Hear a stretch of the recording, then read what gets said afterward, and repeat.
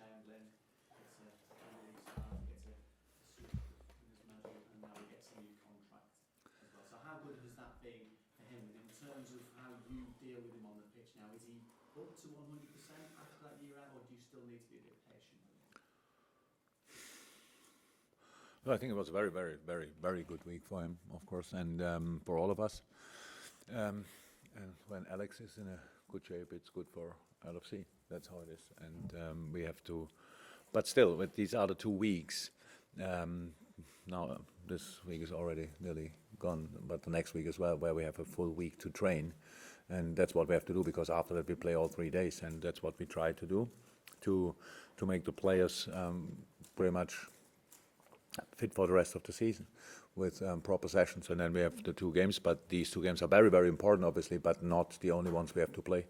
So Alex is, I would say, in the best shape I can remember, because it's long ago that before he got injured, and all looks good. It's not only physically in a good shape, mentally very good, all that stuff. So yeah, and we need him, and so it's all like it should be. And you touched upon it there, but that full week that you've got between games now, so what have you been able to do with a full week of training that maybe you couldn't do before, and what impact can that have? Oh, we believe in training, so we hope we can see the impact. If we cannot see it tomorrow, then we should see it in the next couple of weeks. It's like it is. You work on a lot of tactical stuff, but tactical work actually is always possible, but you have kind of 20 minutes usually, and that's not really cool. And so this week we had today, yesterday, and the day before yesterday, so 3 days where we could work pretty much, where we could work on everything which we thought we have to improve on. It's all the things we have to do during a season, and that's really good. So it's about defending, it's about attacking, it's about everything, and that's what you involve in a week like that. We said at the beginning of the week, this is now really important that we use it, and I expect 100% concentration in all these sessions, and that's what the boys showed. But at the end, we still have to play tomorrow against Arsenal. They did probably not sleep last week. They did very important things for them as well. So yeah. It's like it should be. It's a big opponent, very, very strong opponent. It's Anfield. It's us. So I'm looking forward to it. So in terms of analysis, then obviously 100% record for you and for Arsenal.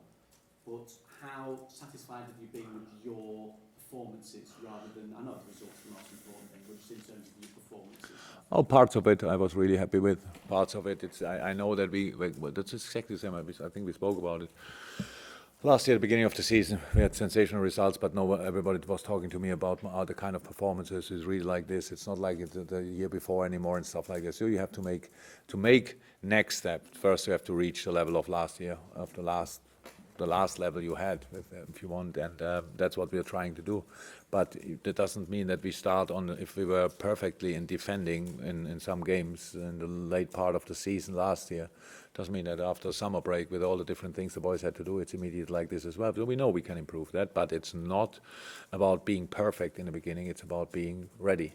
And we were ready 100%, and on being perfect we work. We'll never reach it, but we still work on it, and that's what we do.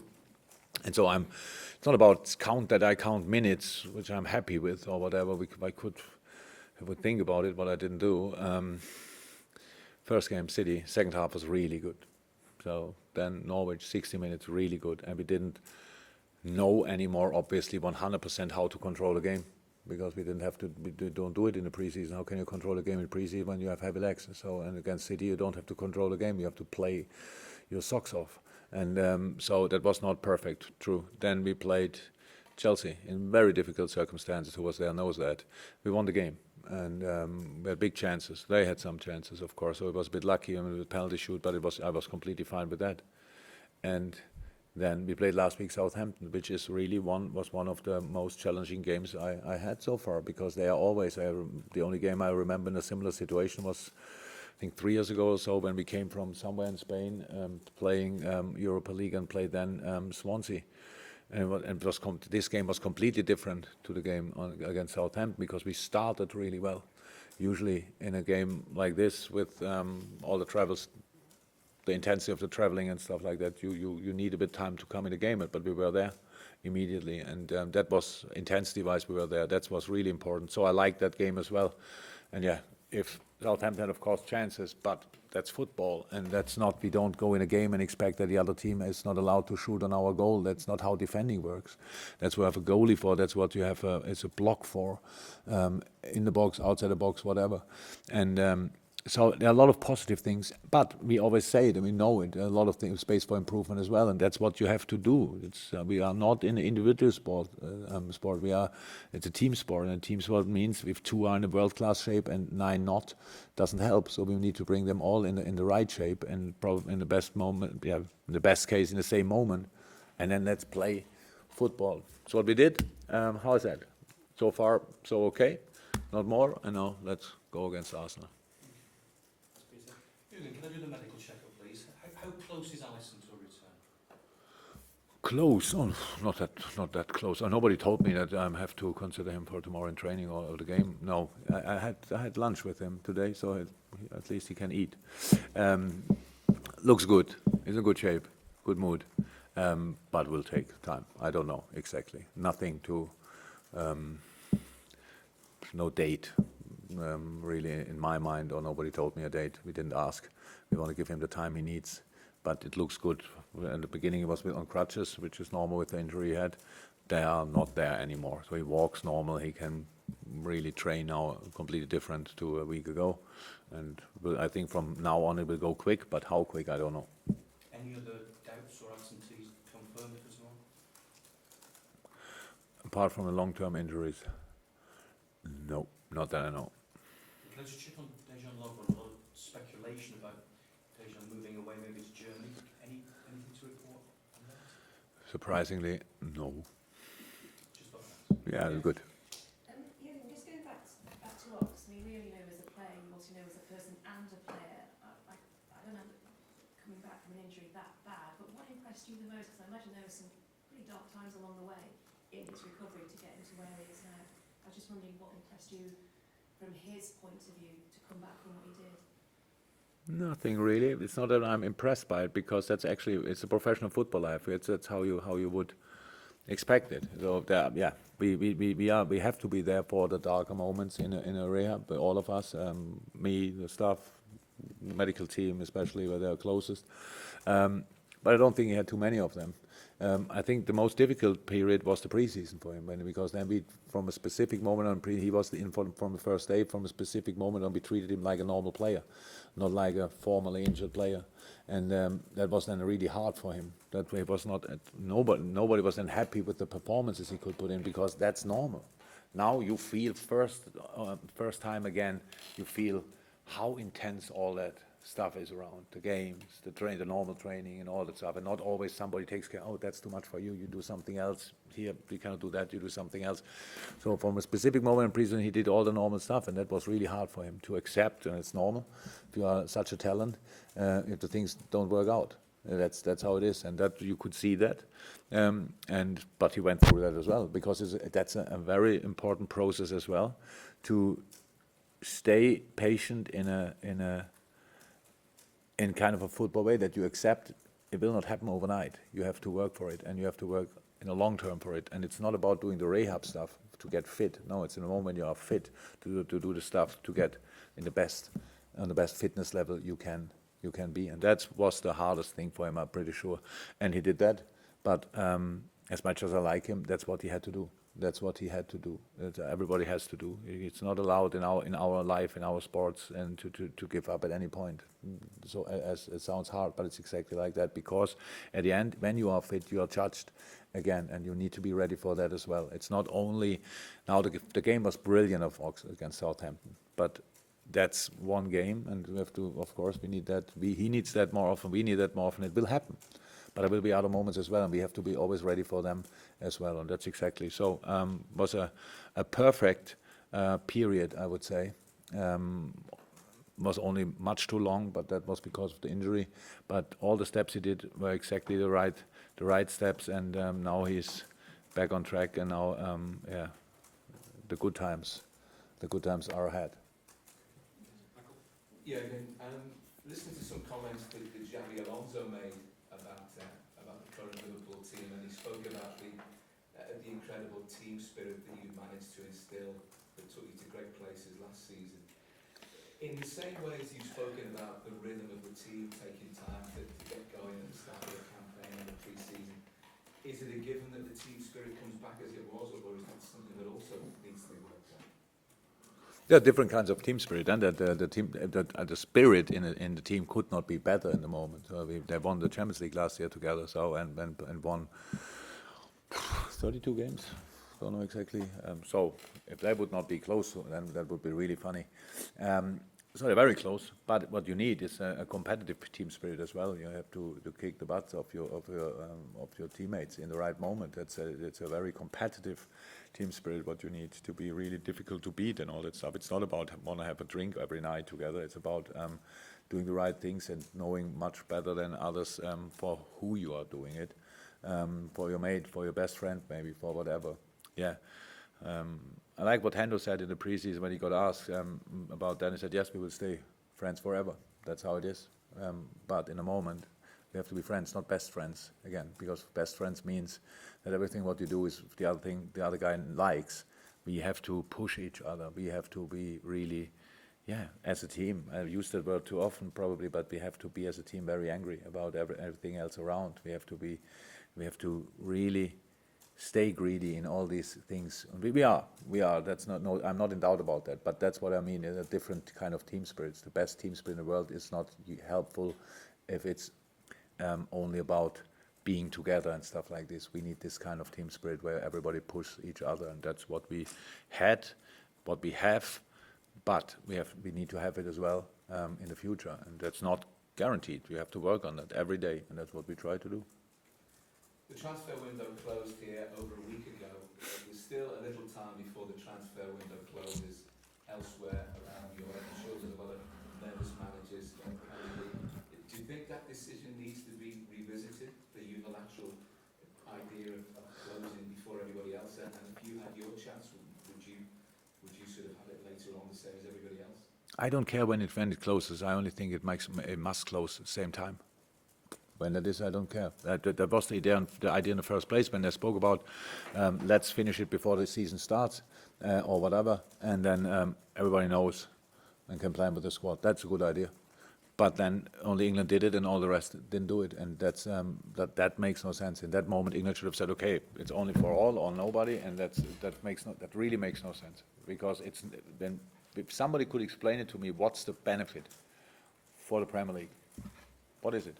So we don't really have a problem, but other teams, key players are still on the market, kind of, and everything can happen. You want to have the team not only together, you want to have the team together and focused on the future. So, and if that's not possible, as long as there is a door open. And these weeks now are not the most intense weeks of the season. So you need a squad you need from match day 5 on, with the full squad. If you don't have big injury problems, because now we play Carabao Cup 1.5 weeks time, I think, and then Champions League, and Premier League, obviously. That means then you need everybody in the squad. So, but in this moment, where not everybody's used, maybe like he wants to be used, we have the problem that there's always somebody asking, but he's not playing that much.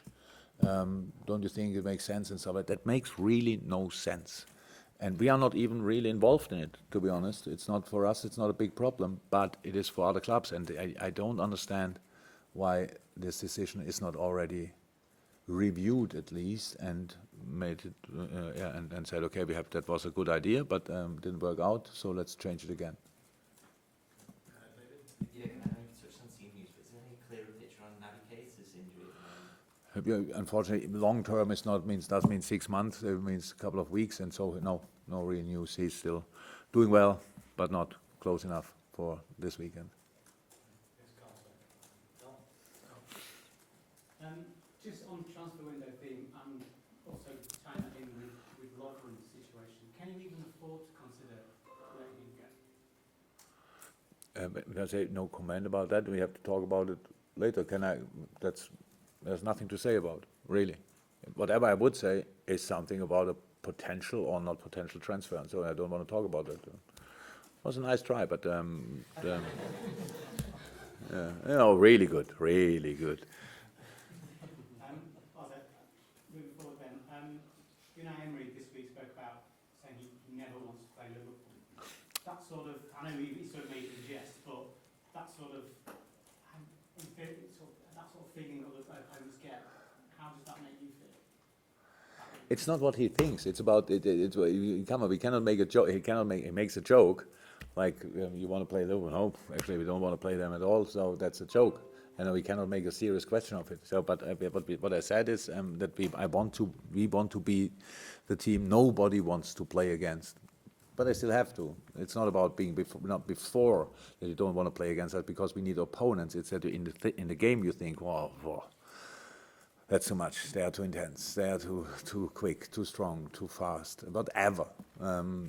Too greedy, too angry, whatever. And that's what we want, and not what people say before the game. That's not really important. We have to make ourselves ready for the game, and have to make sure that at the end people think, okay, that was not a joy for us today, and so the other team thinks that. So that's the plan, but not what they say before. And how I said, it was a joke of Unai Emery and nothing else, and so that's why I don't have to think about that really. Anything from the back row?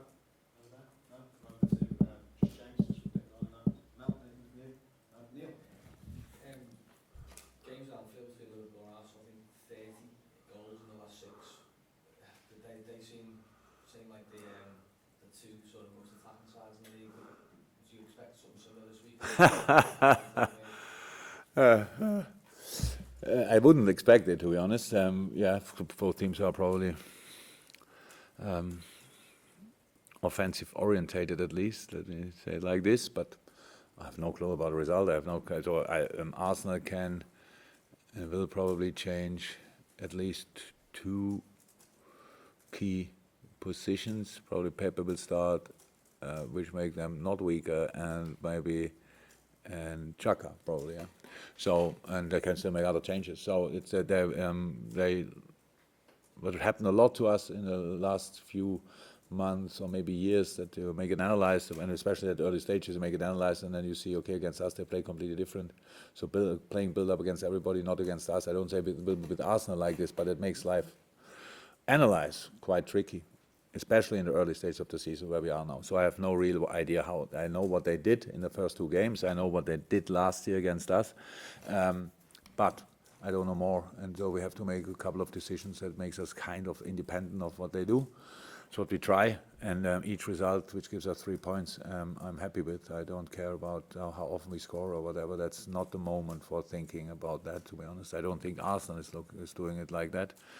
If you look at the team, how they set up in pretty much each lineup, good football players on all positions, and real speed up front. Wow, real speed, and that makes it tricky to defend it all the time. To do that stuff, you have to be brave. You have to play your own football. You have to try to keep possession. You have to be direct and all that stuff. So a lot of things to do and to consider in that game, but against a very strong opponent. That's why I said I'm really looking forward to it, because it's in the early part of the season. But these games will come up anyway, and now it's pretty early, and now we have to show that we are ready again. Thanks, guys. Welcome.